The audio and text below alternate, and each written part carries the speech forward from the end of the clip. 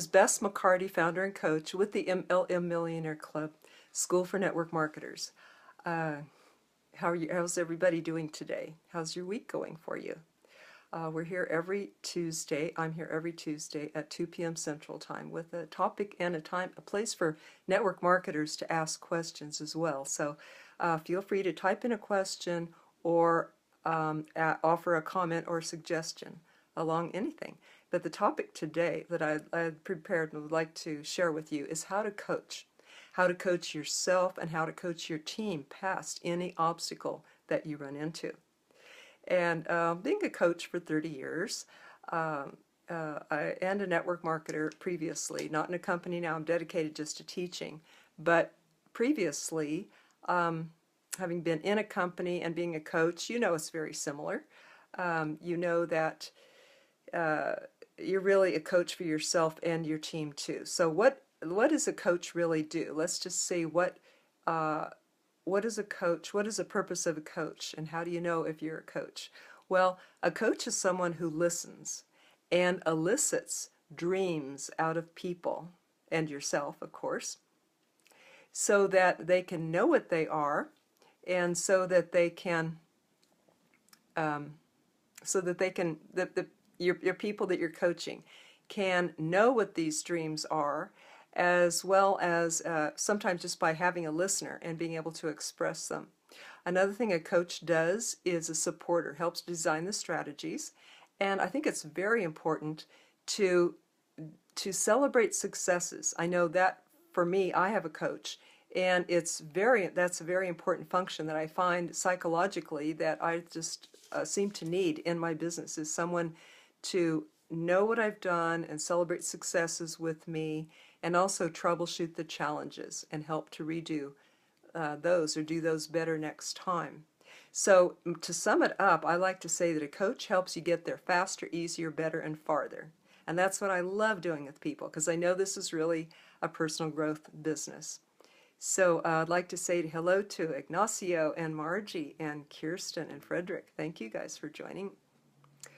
Now, I have 7 tips for you of how to coach your team, and therefore I like to say, double your bonus checks.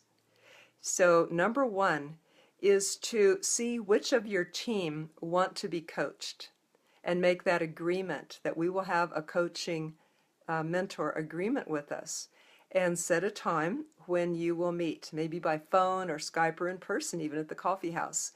And usually the average of this is once a week, but the first thing to do is to set up that coaching agreement and then choose a time, how often you'll meet, maybe even how long you'll meet. Secondly is to hear their why or their reason. One way to get this or elicit this out from them is to say, how do you see your life in 5 or 10 years from now? How do you see your life and your business? And what are your goals?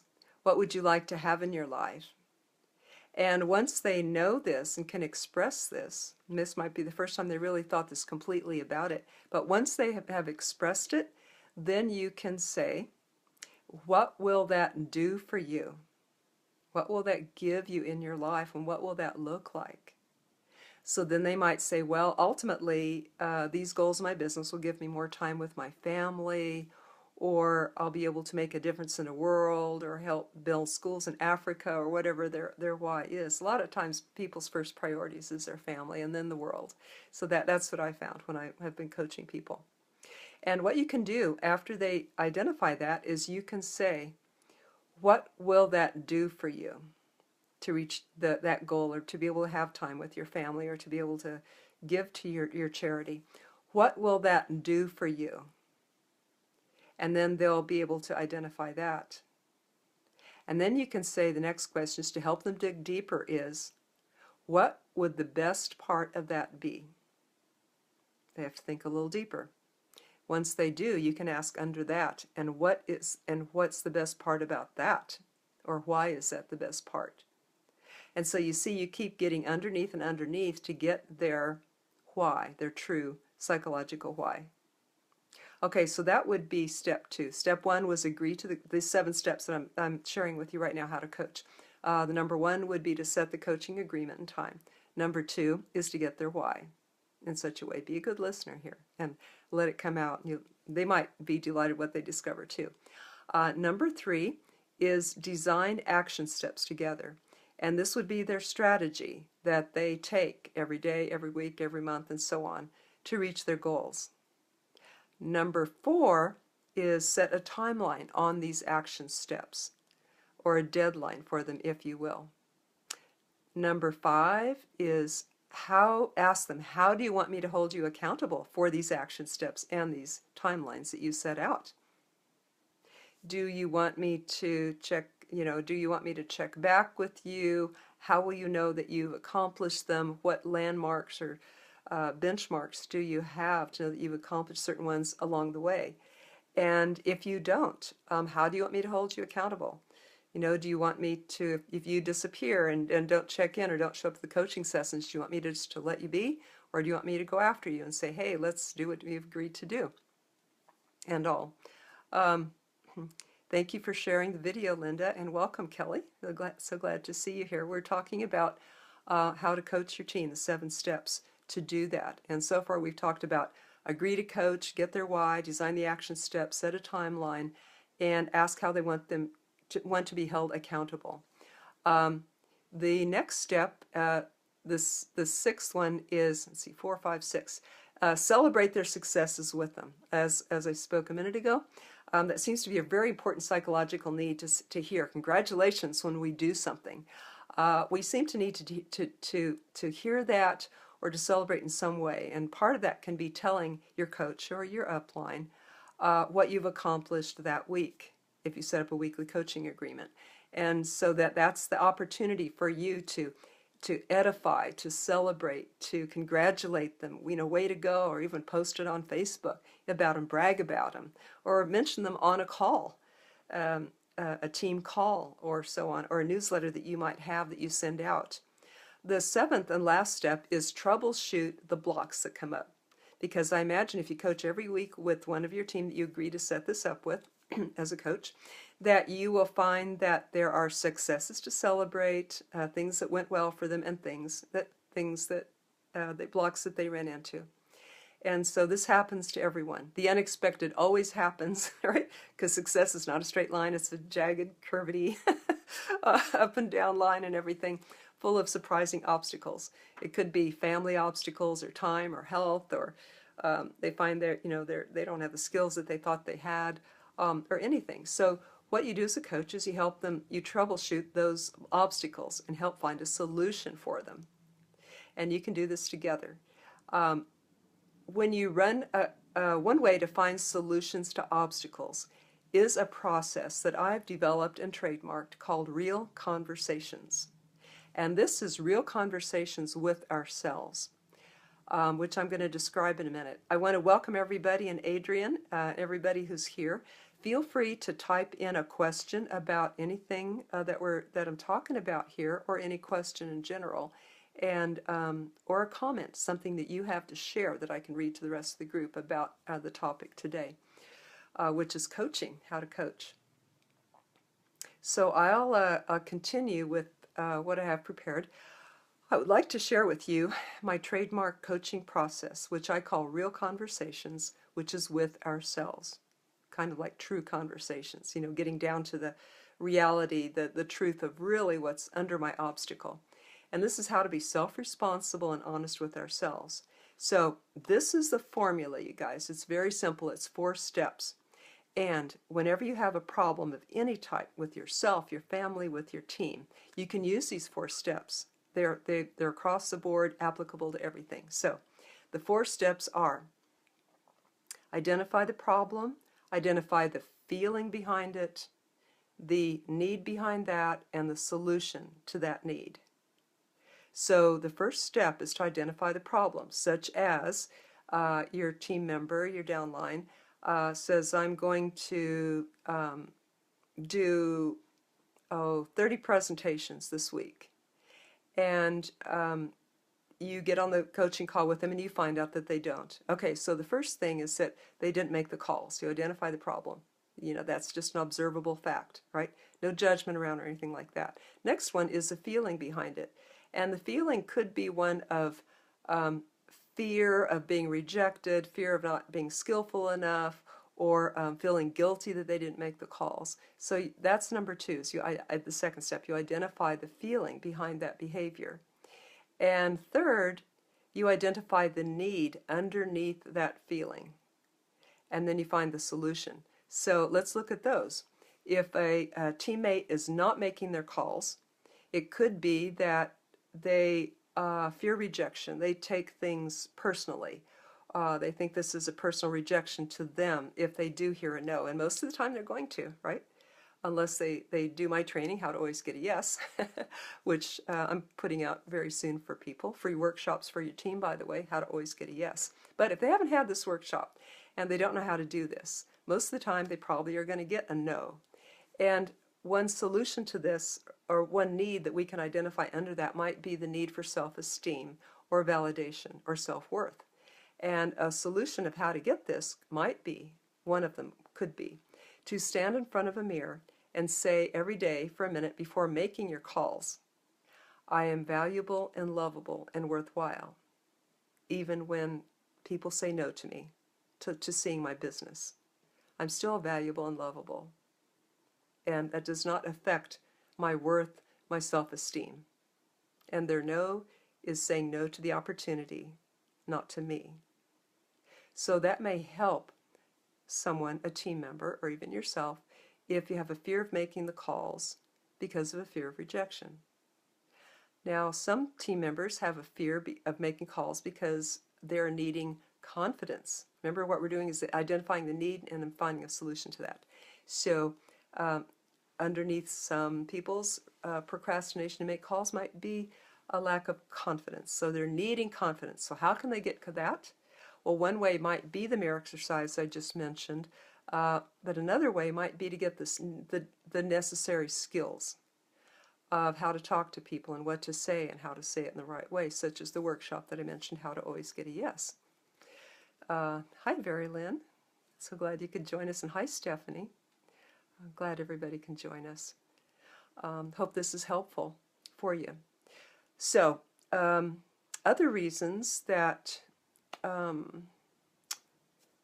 people might not make their calls if we're troubleshooting, like what could be the reason underneath it. So they're not making their calls. They might feel frustrated. The reason might be, or the need might be, the need underneath that might be belief that this system really works, or that they can really do it. So it might be belief in themselves, or belief in network marketing itself, or belief in your company. And how do you get that? Well, the solution to that is that you can read success stories of people in network marketing, especially in your company, to generate that belief in this business model of network marketing and in your company. How can they get belief in themselves? By commitment, by remembering their past successes. When they have set a goal and reached it, you know, you can ask them as they're acting as their coach, when else have you set a goal and reached it? When else have you been successful? Is there any reason you can't do that again? And they begin to remember how their strengths and that they can do this too now. So that is one way to generate belief in themselves. Now, those 4 steps that I mentioned, the Real Conversations process, I've been teaching this for 20 years, my Real Conversations process. And I have put it into a chart, which is right here, if you can see that. And this goes from the problem to the feeling to the need to the solution. So when this video is finished, I will put a link to show you where you can get your own chart. And actually an audio class about how to use this for network marketers not making their calls.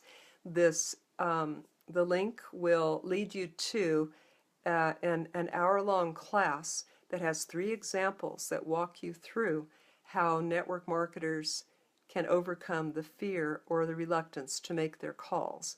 So I think you might find that really enjoyable and helpful. And also you get a chart, this chart with it. I find that Real Conversations helps everything, any problem, physical, mental, emotional, spiritual, business, personal life, family, anything.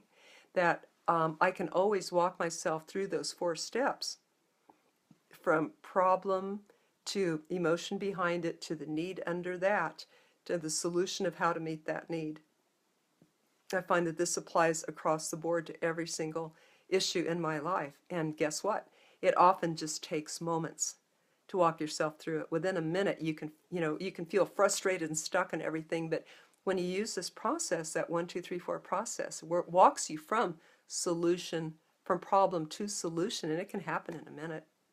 And I've used this all the time on myself every day. And you can learn to use this on your team. It's a very quick, simple process. And it is how I have helped people to overcome their blocks and their deep psychological challenges faster than any other process that I know of anywhere. And I've studied a lot of them. People have told me that when they've come to me as a body-mind therapist, as a counselor, which I've done for 30 years now, when they have come to me, that they can get right to the heart of the problem quicker than the psychologist that they've been seeing for 3 years weekly. So this is one of the best gifts that I can possibly give you. I hope that you use it and enjoy it, and use it for yourself, use it as a tool, a key in your life. I challenge you to take one thing that you heard today from this little coaching lesson here on this Facebook Live. Take one thing from this and see what is one thing that you can take away and put into action in your life this week. Maybe it was the mirror exercise, maybe it was how to listen, maybe it was how to reach the goals and pull out the why and get deeper and deeper till you get your true why, or your teammate's why. We'll see if there's one thing that you remember that stuck out for you, or maybe you made a note from, that you will commit to put into practice in your life and your business today. Does anyone have any questions? Just feel free to type them in, or any comments. Thank you so much for the beautiful symbols and likes and stars and love. It's so nice to have you all here. It's really as interactive as we can get, huh? So let's see, that workshop that I mentioned, How to Always Get a Yes. This is now a complimentary workshop worth $500, but complimentary to you at this time, that I'm offering to network marketing leaders for their team. It is a 30-minute Zoom interactive workshop.